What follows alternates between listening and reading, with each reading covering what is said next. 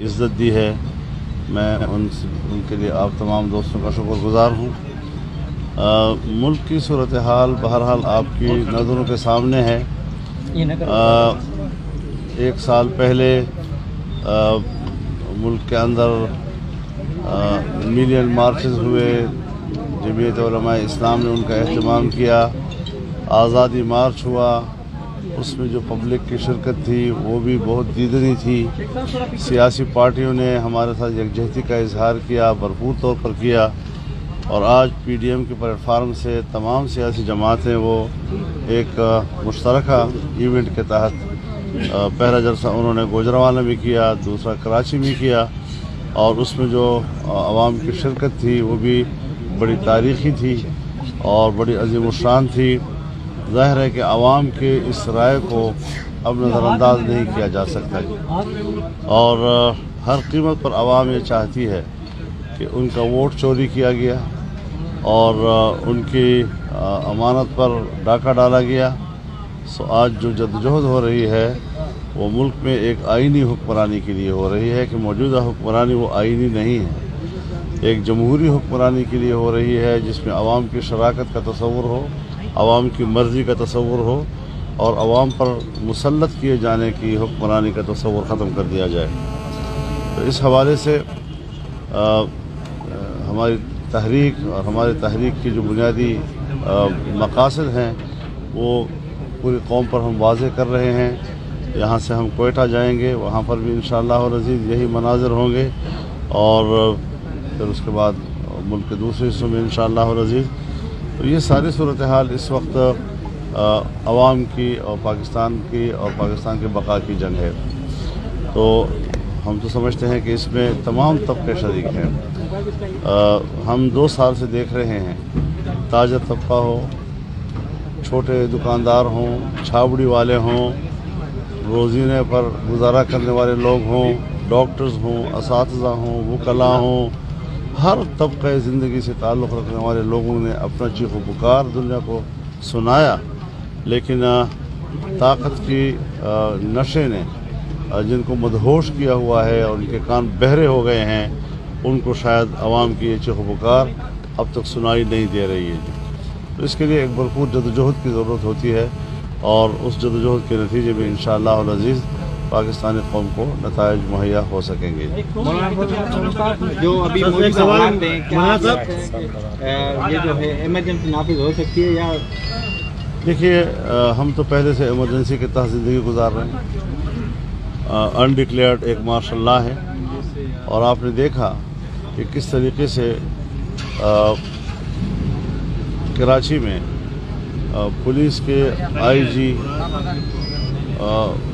Additional IG और उनको किस तरह यरगमाल बनाकर उनसे FIR दर्ज करवाया गया।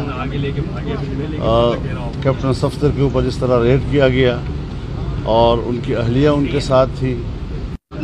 चारों सूबों में फ़ौज के जो वहाँ अफसरान हैं उनकी बारादस्ती है, उन्हीं की गिरफ्त है, और सिविल इंतज़ामिया एक ताबे महज की हैसियत रखता है।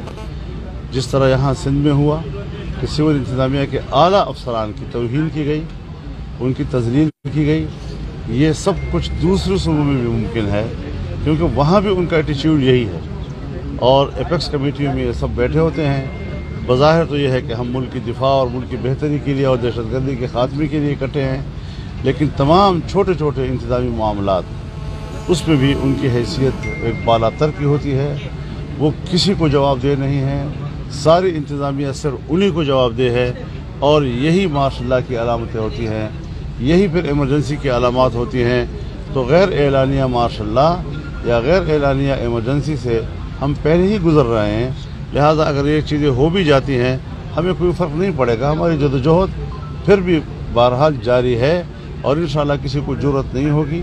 हमारा मुतालबा ये है कि ये जो चारों सूबों में फ़ौजी अफसरान की जो सिविल इंतज़ामिया पर इस किस्म की बालादस्ती और फिर मामलात पर उनकी जो गिरफ्त है उसको ख़त्म हो जाना चाहिए, ताकि हमारी सिविल इंतज़ामिया आज़ादी के साथ अपने फ़राइज़ सर अंजाम दे सर, सकें। मौलाना, अगर ये हुकूमत का खत्म क्या- होती है तो क्या पीडीएम का इत्तेहाद जो इंतखाबी इत्तेहाद होगा सर? क्या अगर ये हुकूमत खत्म होती है तो नहीं, पीडीएम का ये- इत्तेहाद नहीं, क्या इंतखाबी इत्तेहाद नहीं, होगा? बिल्कुल ये बात वाज़ेह होनी चाहिए कि ये सिर्फ इस मुल्क में दोबारा इंतखाबात कराने और एक आईनी हुकूमत के क़याम के लिए आज़ादाना इंतखाबात फ़िलहाल उसी हद तक महदूद है। पहले भी इत्तेहाद होते रहे हैं, इंतखाब हर एक पार्टी ने अपने तौर पर लड़ा है। हाँ, एडजस्टमेंट की बातें हो सकती हैं, लाइक माइंडेड पार्टियां जो हैं वो एक दूसरे से इत्तेहाद भी कर सकती हैं, एडजस्टमेंट भी कर सकती हैं। साथ ही मैं जो आज कराची में धमाका हुआ है एक बिल्डिंग में और उससे जो जानी नुकसान हुए हैं, मुझे उस पर भी इंतहाई अफसोस है। मैं उस पर अफसोस का इजहार भी करता हूँ। जो शहीद हो चुके हैं उनके दर्जात की बुलंदी की दुआ करते हैं और जो ख़ानदान मुतासर हुए हैं उनके साथ अपनी भरपूर हमदर्दी। कल के खुदा का कहना है कि जो मुक़्तदा क़ुव्वतें मुल्क की वो अपनी पसंद के अलावा कोई बात सुनना पसंद नहीं करती है, जबकि नेब उनका पसंदीदा इदारा है और आप जिस तरह खुल के नेब के मुखालफत कर रहे हैं तो मेरा सवाल सब कंप्लीट होना प्लीज़। जो जिस तरह मुखालफत कर रहे हैं कि उसका आप क्या समझते हैं कि इसका अंजाम क्या हो सकता है? नंबर 2, फर्क खुदा का ये भी कहना है कि मुल्क की 3 मुंतखब वज़ीर आज़म को कत्ल किया गया, एक को जलावतन किया गया। अब जो सूरत है देखें आप, इस पूरे पस मंज़र में आप क्या कहना पसंद करेंगे?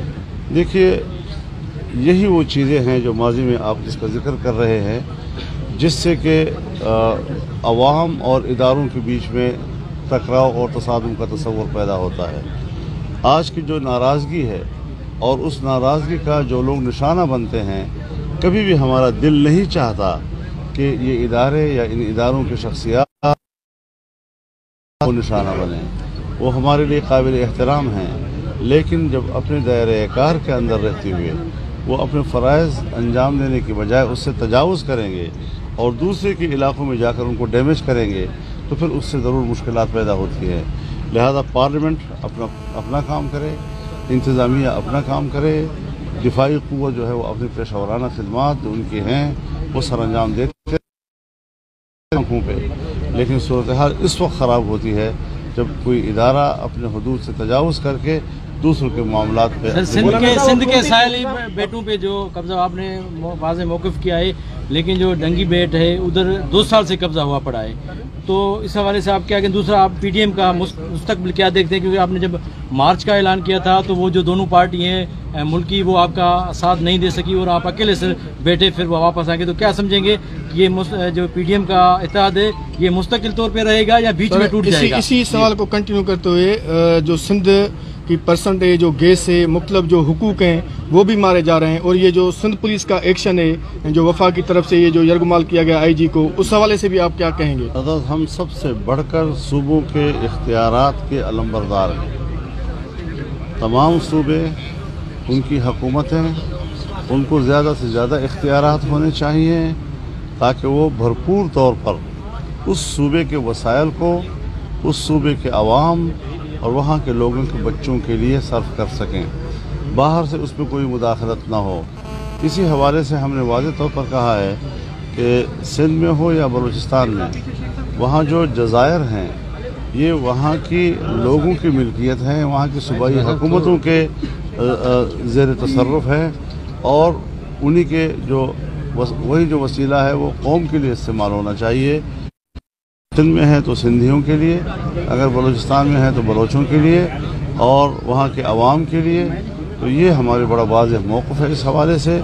और ये जो ख़बरें आ रही हैं कि वफाक उन पर कब्ज़ा करना चाहता है, मुझे यकीन है कि इंशाअल्लाह अज़ीज़ सूबों की तरफ से भरपूर रद्द-ए-अमल आएगा और सूबे कभी भी वफाक कराची वाक़े पर इस बार कबूल नहीं करेंगे। चीफ ऑफ आर्मी साहब ने तहक़ीक़ात का हुक्म दिया है, उससे आप मुतमईन हैं? उस पर इत्मीनान मुझे नहीं चाहिए। उस पर इत्मीनान के लिए पुलिस इंतज़ार कर रही है कि उनका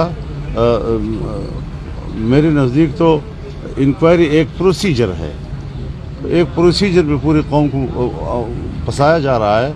पुलिस चूँकि एक सरकारी मुलाजिमीन का एक इदारा है हमारा, तो वो शायद उस प्रोसीजर का एहतराम कर रहा है, वरना हमारे सामने तो सूरत हाल बिल्कुल वाज़ेह है। बस जी, बहुत शुक्रिया जी, बहुत शुक्रिया। आपका कहना है कि पीडीएम में शामिल जो असेंबली से इस्तीफा क्यों नहीं दे देती? ये ऑप्शन मौजूद है और अगर हम सूरत हाल यहाँ तक पहुँचती है तो इस्तीफे देने का ऑप्शन बिल्कुल वाज़ेह है हमारे। बहुत शुक्रिया जी। कोयटा जलसे में नवाज शरीफ या ये शकील रहमान साहब जो हैं वो बहरहाल आज़ादी सहाफ़त पर हमला है, उनकी गिरफ्तारी, और उनके चैनल ने चूँकि हमेशा इस निज़ाम पर तनकीद की है, तो यहाँ पर तो अगर कोई जज भी, कोई सहाफ़ी भी अगर इस निज़ाम पर तनकीद करता है और उनको तायीद नहीं देता तो फिर वो मुजरिम करार दिया जाता है। आईजी वाले मामले पे आप क्या मुतालबा करेंगे, क्या होना चाहिए? इंक्वायरी तो शुरू हो रही है, आप क्या मुतालबा करेंगे कि क्या होना चाहिए? मेरे नज़दीक तो इंक्वायरी की ज़रूरत ही नहीं है। फौरी तौर पर उन तमाम ज़िम्मेदारान के ख़िलाफ़ कार्रवाई होनी चाहिए जिन्होंने हमारे आईजी को और हमारे उनके मातहतों को यरगमाल बनाकर ज़बरदस्ती उनसे FIR कटवाए हैं और एक मेहमान की बेहुरमती की है कराची में।